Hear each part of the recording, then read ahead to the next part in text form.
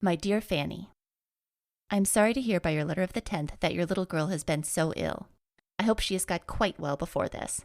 I have not a doubt but worms, as the principal cause of her complaints. Children that eat everything as they like and feed as heartily as yours does must be full of worms.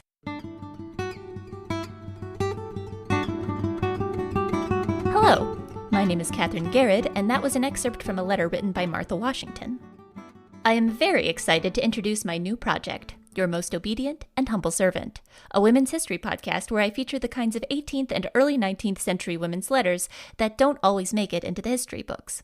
You'll learn about things like being awkward at parties. The easiest intercourse among the company was while dancing, so I determined that if it was possible for me to get over my indolence and dislike to skipping about, I should pass my time more agreeably.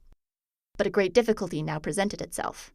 I had forgotten the figures of the reals and cotillions as entirely as if I had never learnt them. Regency-era women's fashion.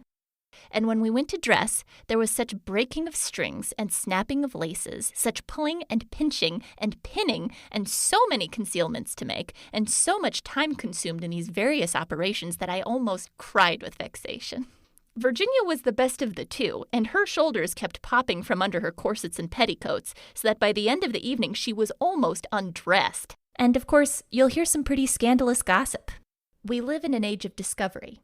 One of our acquaintances discovered that a full-grown child may be produced in less than 5 months, as well as in 9, provided the mother should meet with a small fright a few hours before its birth.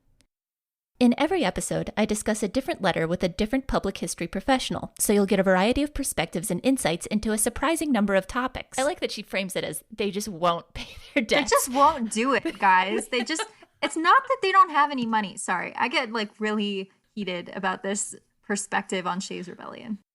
I hope you enjoy listening to the podcast as much as I enjoyed making it. I hesitate to do too much reading into one letter like this. I know.